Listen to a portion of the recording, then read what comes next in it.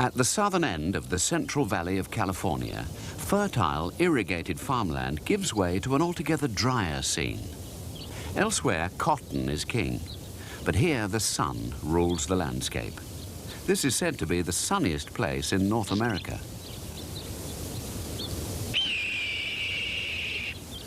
A red-tailed hawk circles above the parched grassland.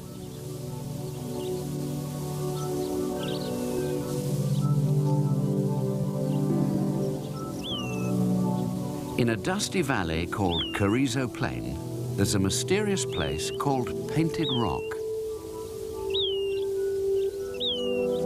It's a natural amphitheater, and it was evidently once a very special place for the local Chumash Indians. Among the paintings which give it its name, there's supposed to be a strange legend, a prophecy which seems to be coming true.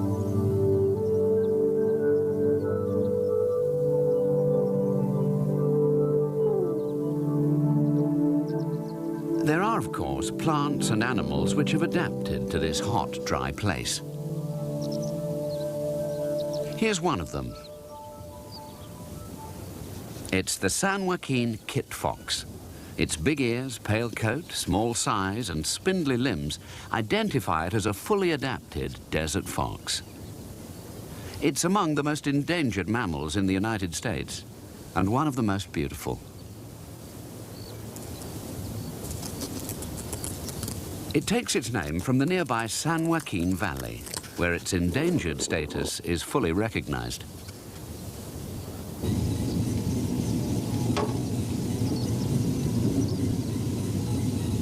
But most of the San Joaquin Valley is either farmland or an important oil field, where the foxes have to compete for space with nodding donkeys, the pumps which draw up the black gold from the ground. You might think the kit fox is doomed, surrounded by agriculture, urban development, and industry. But this is a different story, which may well have a happy ending, tied in with one man's opinion of the paintings on the rock.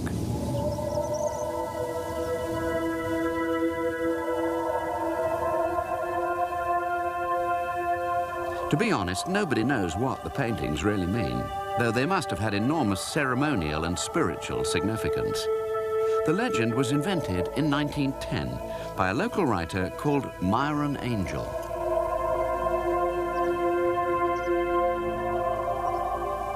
In his version, the Chumash Indians are supposed to have left a curse on the valley, to the effect that every enterprise here would fail until the land was restored to its rightful owners.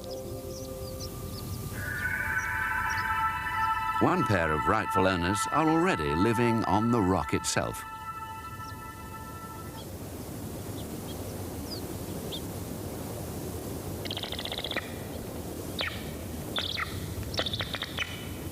Prairie falcons nest here, finding their food among the valley's large population of small rodents, birds, and reptiles.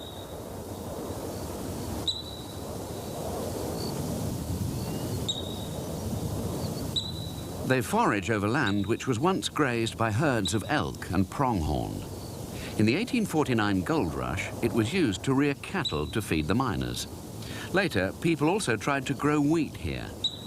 Now, after years of drought, most of Carrizo Plain is practically worthless for any form of agriculture.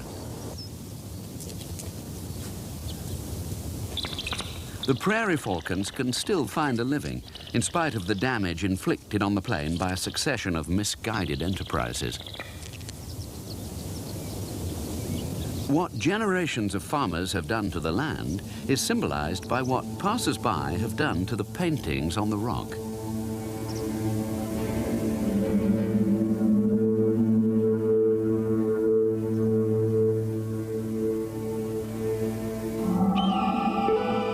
The red-tailed hawk circles over dry fields and empty ranges dotted with farms and ranches, most of whose owners have given up the losing battle against the climate.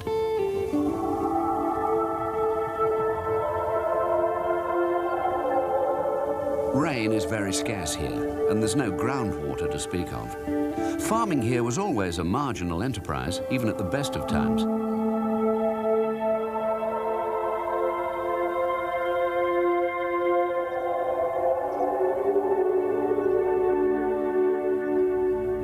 But the failure of agriculture may bring a new lease of life to the animals of Carrizo Plain. A blunt-nosed leopard lizard, another endangered species, forages across the dry ground, hunting grasshoppers where most of the grass has gone. The lizard, like the other species, is under a constant threat from oil exploration. So far, the oil under Carrizo Plain is too deep and too inferior to be worth drilling for. But the nodding donkeys are never far away in the San Joaquin Valley.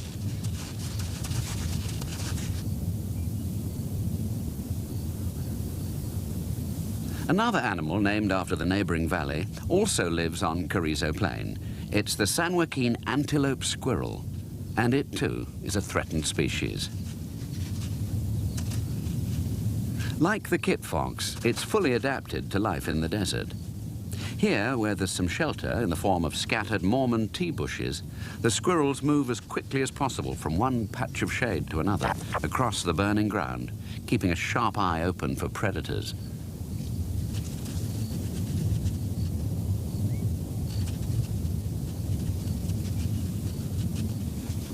Lark sparrows share the antelope squirrel's habitat and its diet.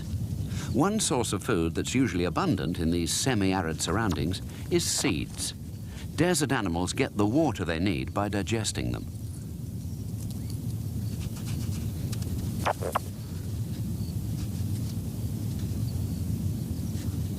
The Mormon tea bush can flourish in these dry conditions where introduced grasses and other plants survive only with difficulty. It gets its name from the drink made from its leaves by early explorers in other arid parts of America. Its small round cones contain oily seeds, which are a source of energy for the antelope squirrels.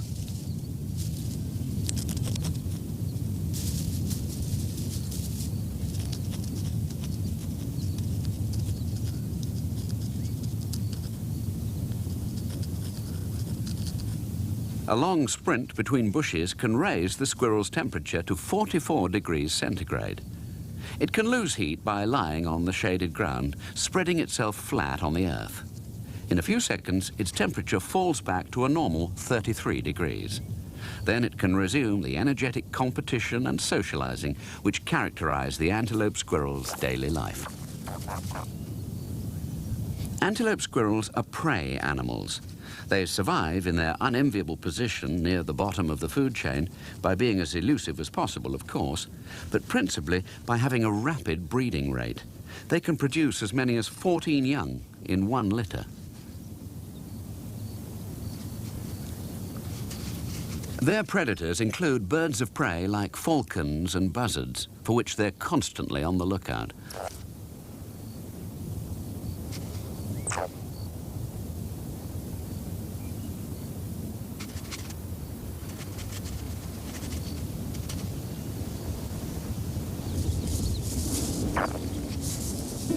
Tumbleweed, also known as Russian thistle, arrived on Carrizo Plain around the turn of the century, after reaching America in the 1870s. It's the classic indicator of severely disturbed soil. It really took over here in the 1920s, when the grass had been removed by a combination of cattle and drought. Now it drifts across the plain like the ghost of herds of elk, which once roamed here.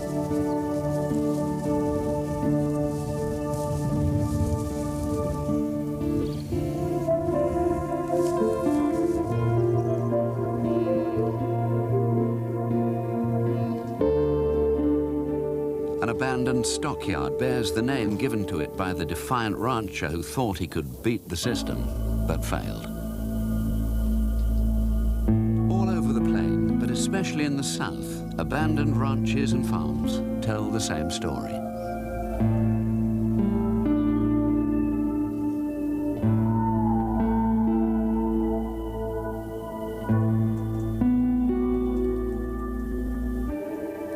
To begin with, the old perennial grassland supported cattle and new growth.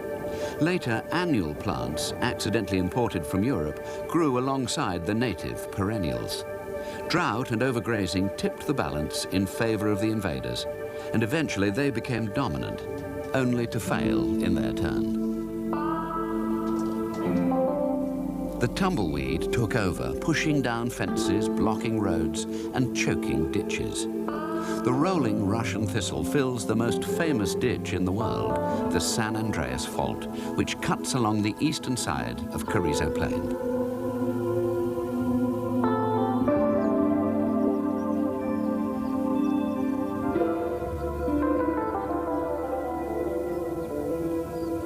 At the northern end of the plain, there's a lake which must have looked like a godsend to the early Spanish explorers of the valley. It's hard to believe now that the lake was once surrounded by a sea of tall bunch grass, known to them as Carrizo. But as they pushed through the grass, they were in for a great disappointment. They found that the waters of the lake were alkaline from centuries of evaporation.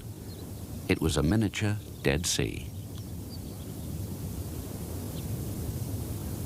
It's years since Carrizo Plain had any worthwhile rain. The Soda Lake is usually dry. Although the drought has made life very difficult for all the animals, the antelope squirrels, for example, are producing few, if any, young, it has meant that some of the native vegetation, such as iodine bush and salt bush, has had a chance to displace the plants accidentally brought in by ranchers.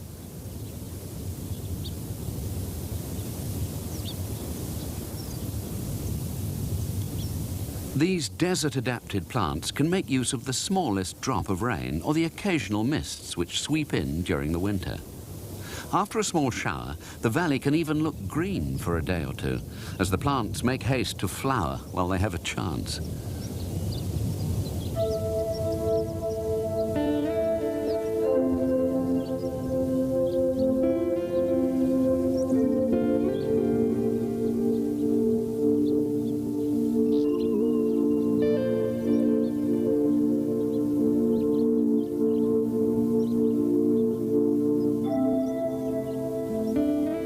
Agriculture benefited one plant in an unexpected way. Condensation on fence wires blown by the wind provides just enough water for cranespill, which grows in lines on the downwind side. Its seeds are important as food for several animals.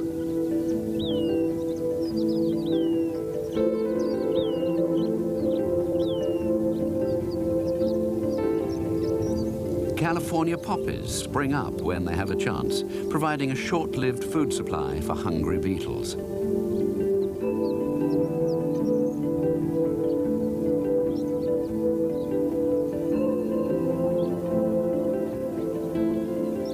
This is a fragile ecosystem, maintained on a knife edge by a minimum of moisture.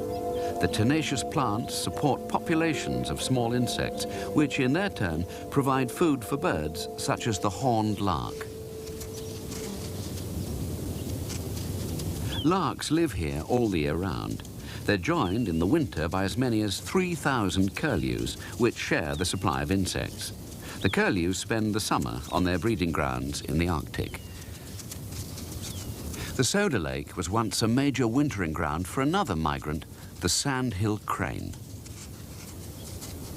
The red fox, recently introduced to the area, has come too late for the good times. When there was water in the lake, as many as 6,500 cranes spent the winter here, feeding on the shrimps in the lake and on insects in the grain fields nearby. Since the drought, their numbers have fallen to a couple of hundred. The rest of the flock now winters in the Sacramento Delta, north of the plain. The kit fox is closely related to the red fox, but far better adapted to the climate.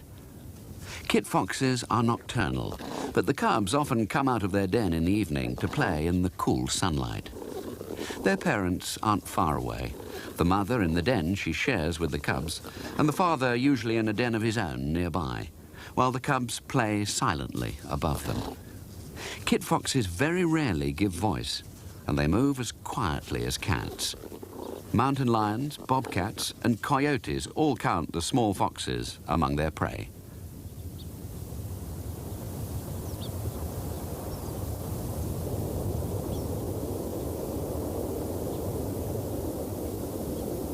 When night comes, one of the fox's main prey species makes its appearance.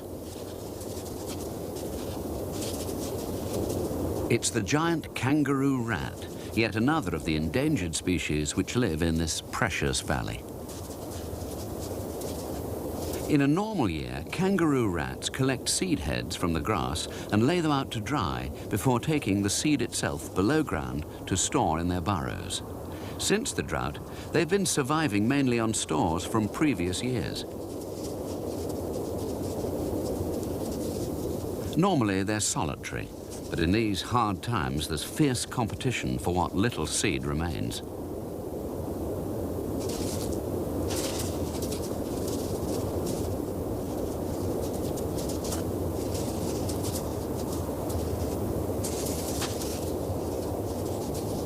While the owner of this store is working underground, an invading rat stuffs some of the seeds into its cheek pouches to take them away.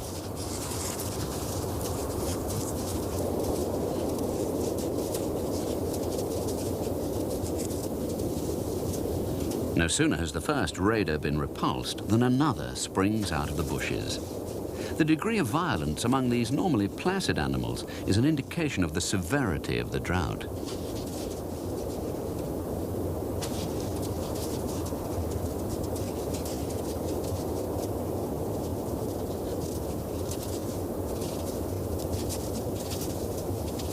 Soon, both raiders are hard at it, in the hope of stealing a few seeds for their own dwindling stores.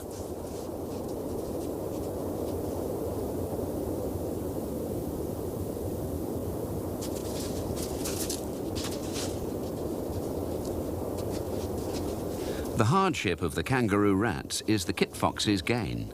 While they fight, the rats are less alert than normal, and they're easy for the fox to catch.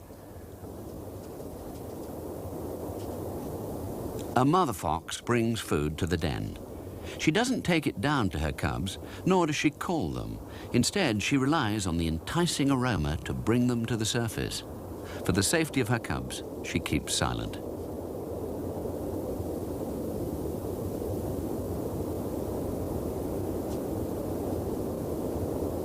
Mountain lions are now very rare in this part of California, but bobcats and coyotes are still around. The parents keep a careful watch for potential predators while their cubs feed and play in the night.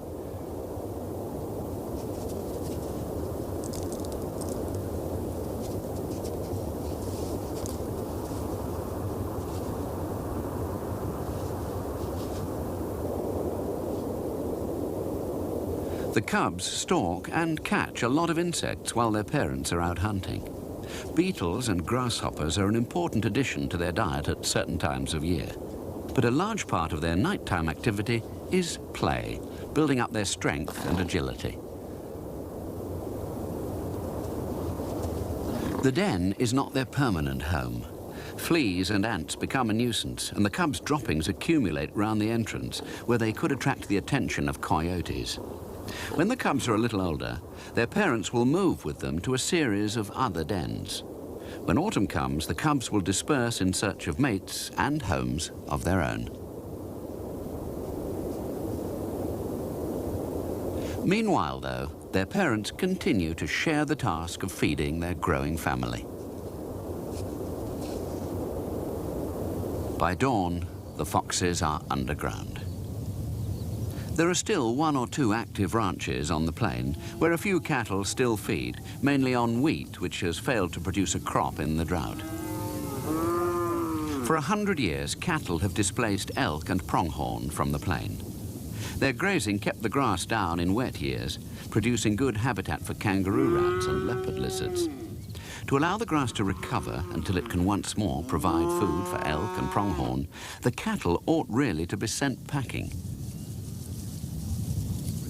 But because of old agreements with the landowners, the cattle must stay for the time being. Conservationists are trying to limit the grazing in an effort to restore the land. This is where the happy ending starts. 180,000 acres of the plain, much of it disused farmland, is now managed to protect the endangered species. Most of the land is seriously degraded from the combined effects of farming, overgrazing, and drought. Proper land management will allow Carrizo Plain to return to its original state when the drought breaks. The money for the work comes from a wide range of sources, some from over the hills, from the land of the nodding donkeys.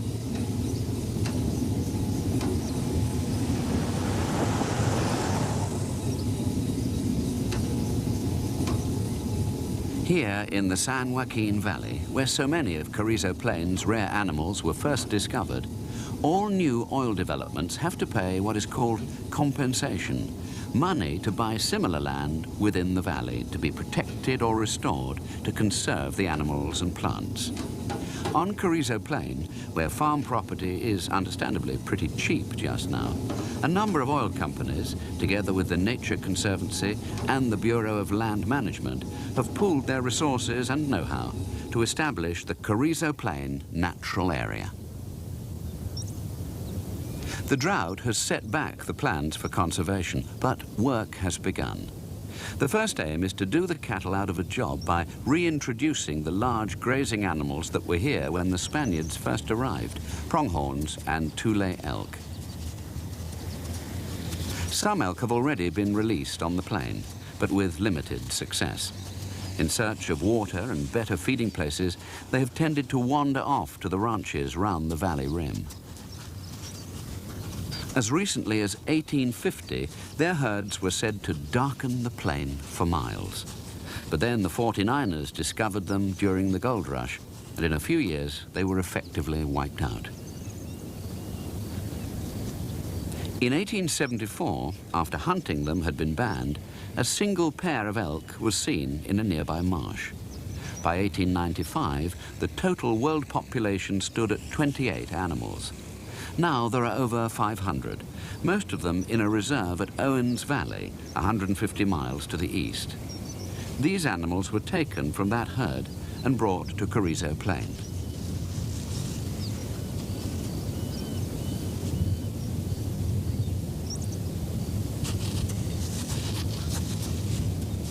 The protected area on Carrizo Plain is designed to be their new sanctuary. Another of the rightful owners of the land is coming home. Pronghorns went the same way as the elk, into the cooking pots of the miners and the early ranchers. They were wrongly thought to compete with the cattle for grass, a good justification for shooting them and eating them as quickly as possible. Now a major effort is underway to reintroduce them too to the plain.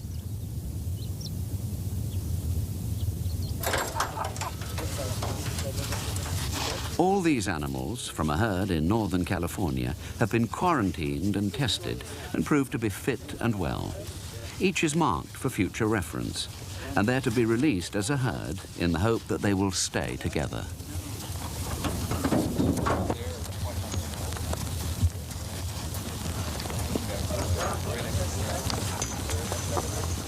The wrapping which protected the males from each other's horns during transit is removed, and the big moment is approaching.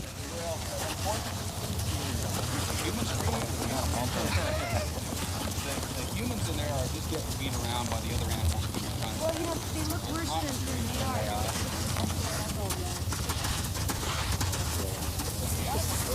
Yeah, she's going. The pronghorn were released in the hope that the drought would come to an end, but it didn't. Most of them wandered off like the elk in search of food and water. A few stayed on the plain and starved. But when conditions improve, the survivors should come back to the rejuvenated plain. The principal harvest taken today from Carrizo Plain is what it has most of: sunshine.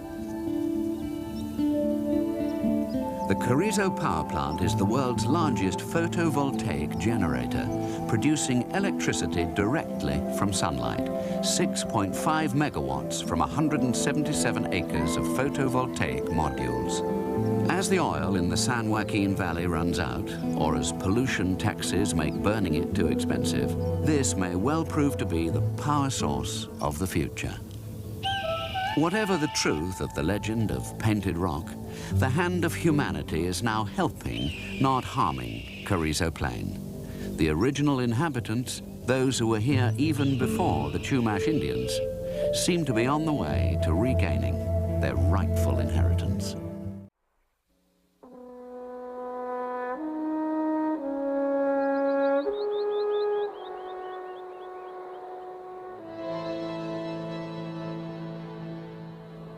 this land seems unchanging and peaceful.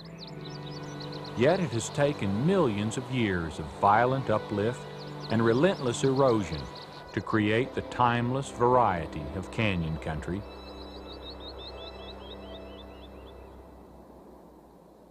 Nowhere on Earth is this process more dramatically visible than in 7 special areas of our Southwest.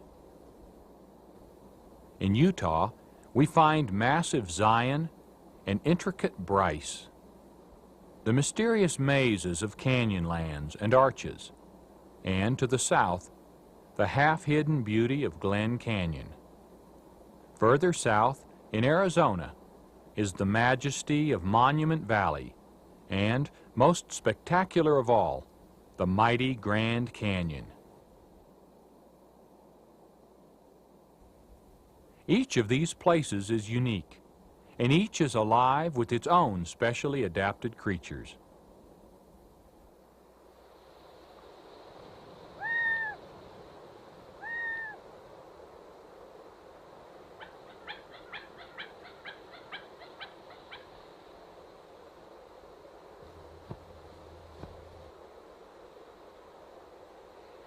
The Cooper's hawk and these Gambel's quail range over a wide area of the Southwest.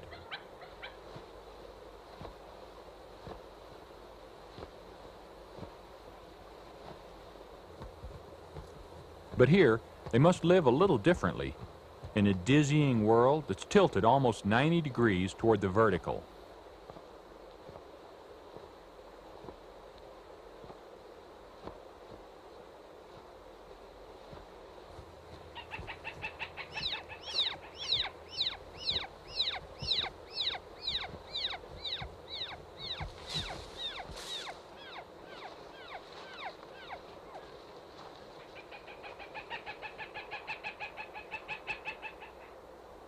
One quail is left to go on alone.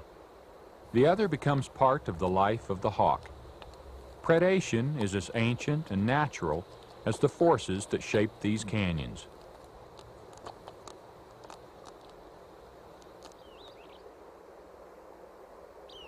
The great brooding cliffs of Zion are the eroded remains of a petrified desert. Chipmunks are generally quick and agile, but these cliff chipmunks must be even more so.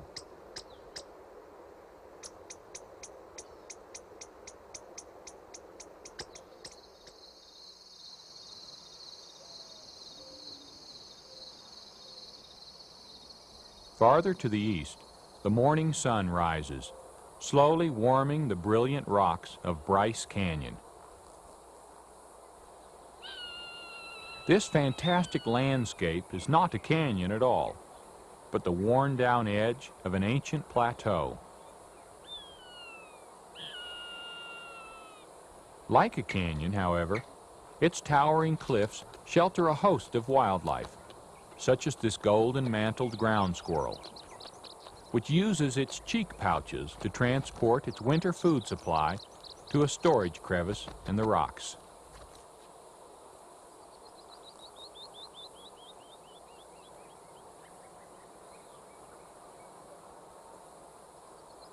These intricate spires and pinnacles may seem empty and endless, but they add a whole vertical dimension of living space for animals and birds, just as do trees in the neighboring mountain forests.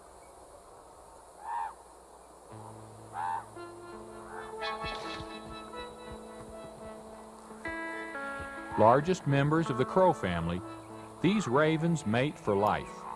Each spring, they perform amazing aerial courtships.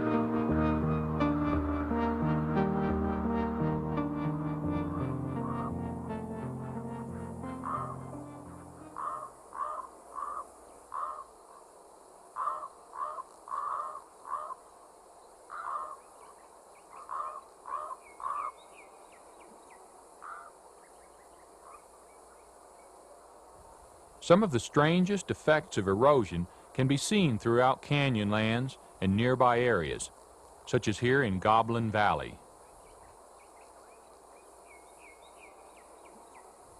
Although this country looks dry, water is the main eroding force. Sudden downpours wash away the softer layers of sandstone and sculpt the rock into shapes that can make a human being feel dwarfed and out of place.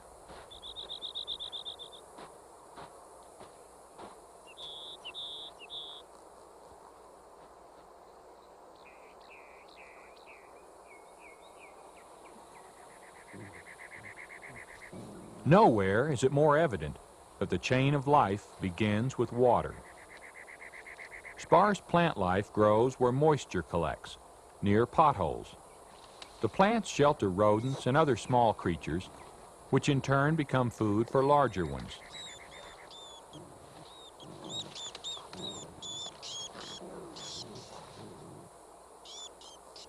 The gray fox has adapted well to this terrain.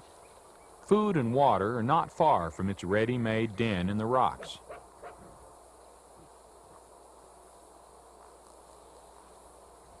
The wider-ranging coyote is an opportunist, like the raven. Its territory overlaps that of the gray fox, and the scent of the fresh kill is on the wind. Though the coyote wants to steal the fox's prey, one small rodent is hardly a meal. The fox is a clever competitor, and the coyote would just as soon do away with it as well.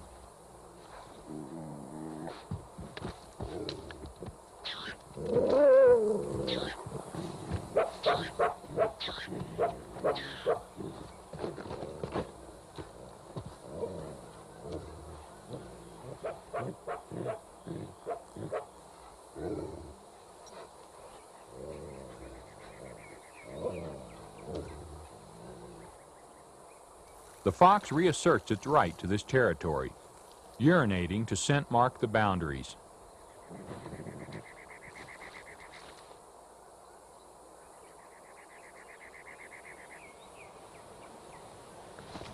The coyote, frustrated and still hungry, does the same.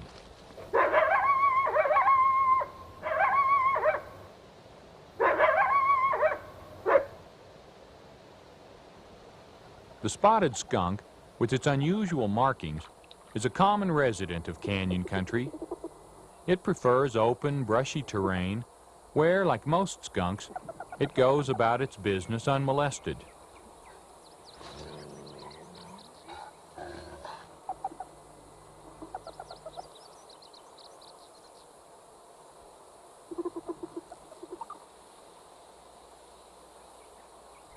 The coyote is hungry, but not that hungry. It knows better than to get even close. Spotted skunks sometimes give threat warnings before they spray, but sometimes they don't.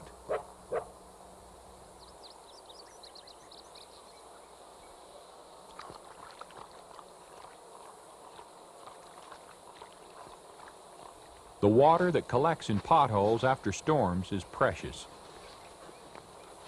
But it's not what fills an empty stomach.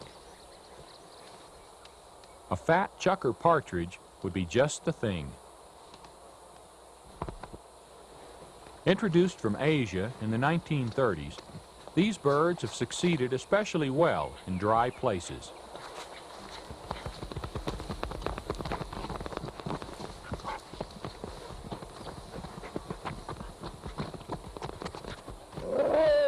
Almost a catch, but not quite.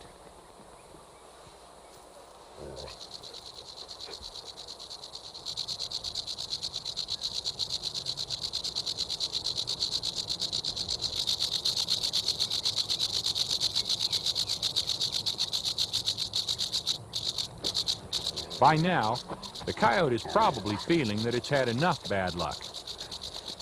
But it takes speed and skill to outwit a western diamondback rattlesnake.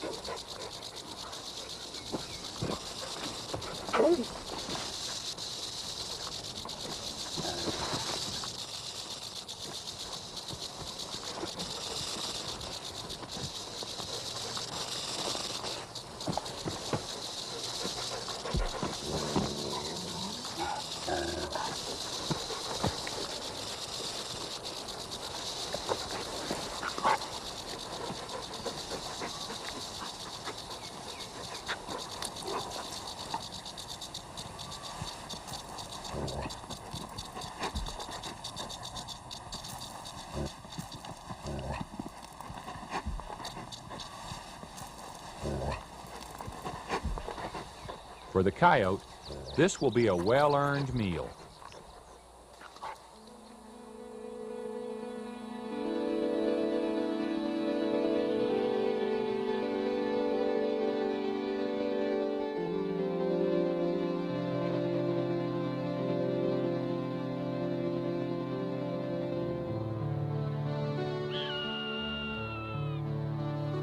In the Arches area of Utah, once towering cliffs are still being weathered away.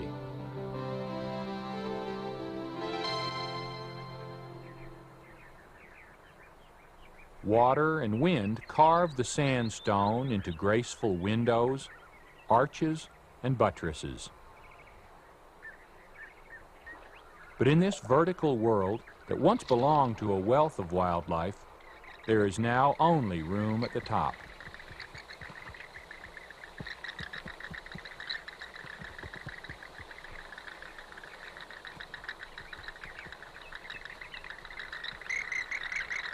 During the warm, long summer months, these bats emerge nightly to feed on insects above the water and along the rim rock.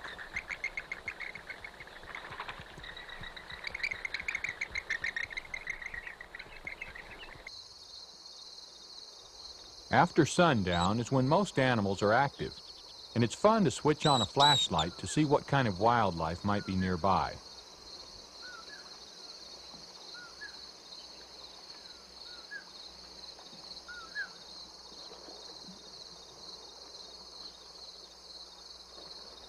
This little pinion mouse is scouting around for a piece of chocolate I left out on a rock.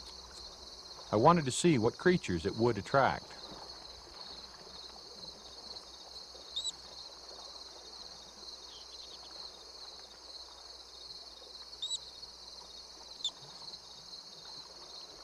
But I didn't expect that a wild mouse would be so drawn to chocolate that it would ignore not only my flashlight, but also the presence of my hand.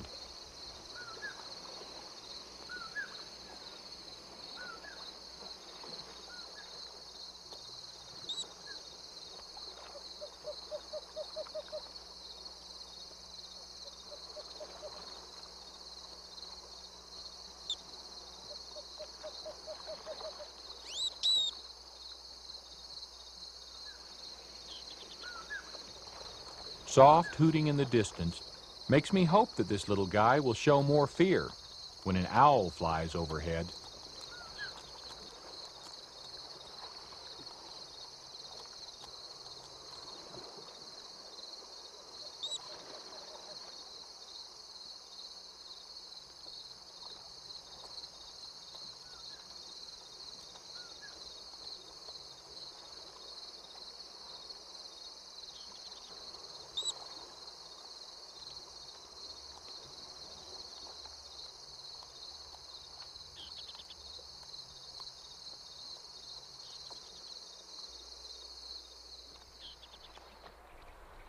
The next morning, we discovered that the pinion mouse was not our only nighttime visitor.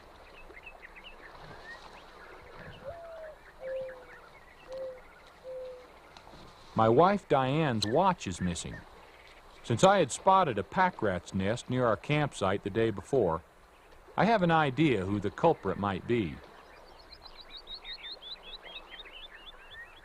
Just as I thought, there's the watch and a collection of other shiny objects, stashed in a nest of twigs beneath a small ledge.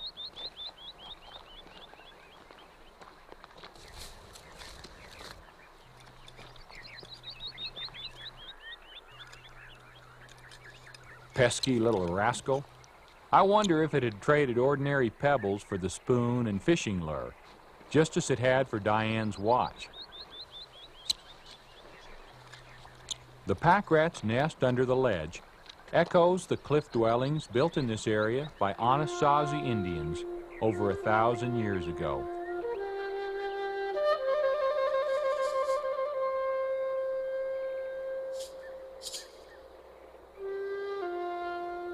These ancient people of the canyons left behind petroglyphs, rock drawings of animals and symbols which record their deep respect for the natural world.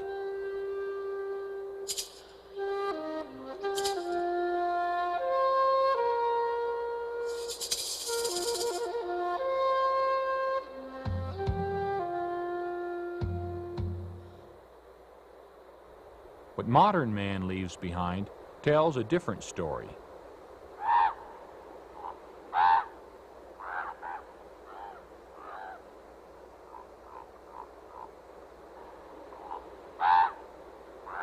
Majestic, empty spaces like Monument Valley bear silent witness to the forces that shaped Earth's beautiful surface.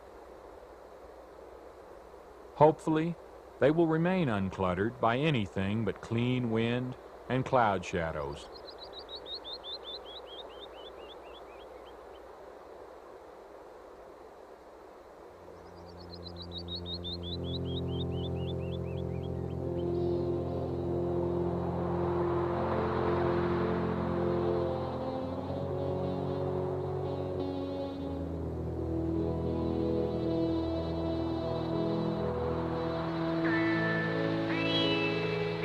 Across northern Arizona stretches the most magnificent canyon of all, the Grand Canyon.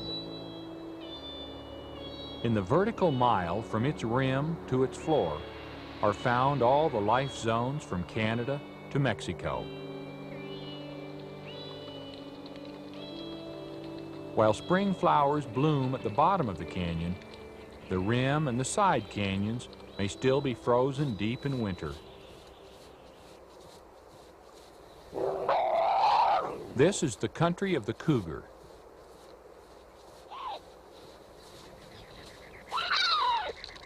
It is also home for the little ringtail, cousin of the raccoon.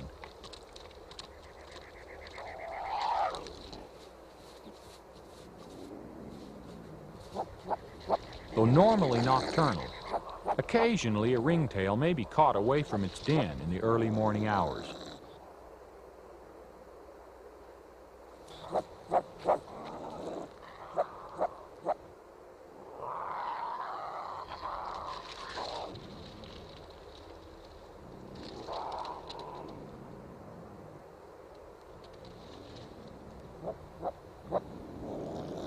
The ringtail is an expert climber.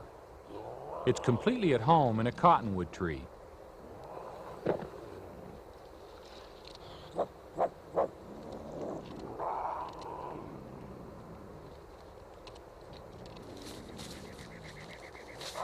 The big cat is agile and supple, a superb hunter. But climbing trees is not its favorite way to get a meal. And the ringtail is not its favorite quarry.